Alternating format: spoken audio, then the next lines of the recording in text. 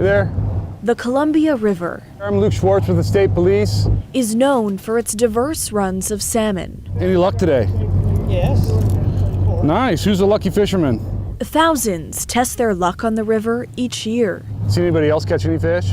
following the runs and regulations. Could I take a look at everybody's licenses and tags, please? We're tasked with environmental and resource protection. This river has some of the best fishing opportunities around, but there are some salmon runs and steelhead runs that we're trying to protect. Sgt Schwarz with Oregon State Police has been patrolling these waters for decades. To ensure that we're targeting the fish that we want to catch and minimizing the impact on those other protected fish. That's where using only barbless hooks comes in, a requirement that makes it harder to catch, but easier on the fish. Are you aware of the barbless regulation on the river? The piece of the hook preventing it from slipping out of a fish's mouth must be closed. I'm issuing you a citation for angling prohibited method with barbed hooks, okay? Why don't you go ahead and hand me your set of pliers? If you're gonna pinch them down, all the hooks need to be pinched down. The concept or theory behind it is it makes it easier if a fisherman brings a fish up next to the boat, they see it's a wild fish, so one that has an adipose fin, they're more easily able to release it without bringing it out of the water, minimizing the impact of the fish.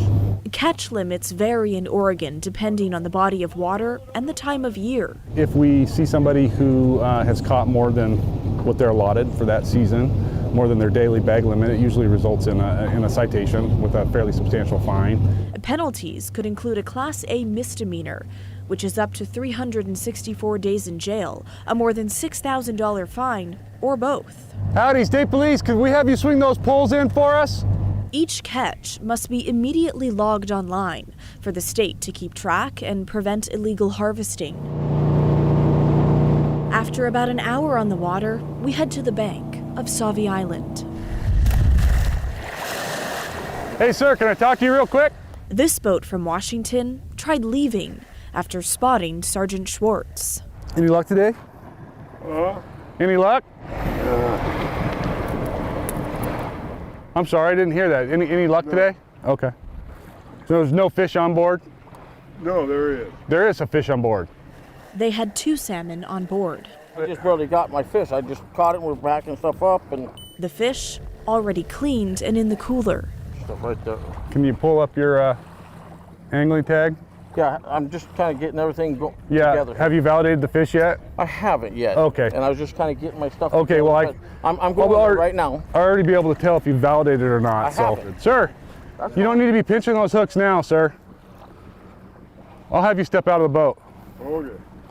It seems to me that you're probably aware of the regulation to have barbless hooks. It's just unfortunate to us that when we see people do that, I mean, that indicates that you knew what you were doing. I did.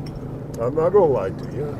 They were both cited and fined for fishing with barbed hooks and not recording their catch. I did the crime. I gotta feel like I should pay the ticket. I did it. I do think it's harassment because everywhere you go, they show up every day, pretty much. And day after day after day. I mean, I'm the one that used barbs. I cheated. My fault. Back on the boat, And so I would just ask that fishermen do their best to follow those regulations because that's what's allowing them to be out here to fish.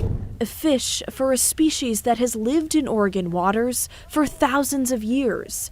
Sgt Schwarz doesn't want that to change. I recognize the need for us to regulate some of these fish runs and all wildlife to a certain degree to ensure that next year we can enjoy those same species and our children and years to come. It's why he's not letting those on these waters off the hook. The fall fishing season in the Columbia Zone began August 1st and it lasts until the end of the year.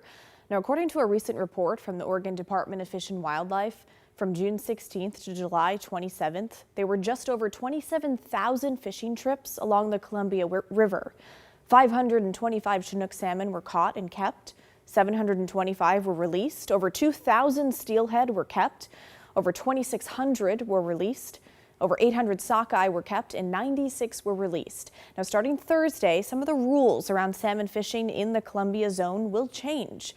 Retention of hatchery chinook, hatchery steelhead, and hatchery coho will be allowed.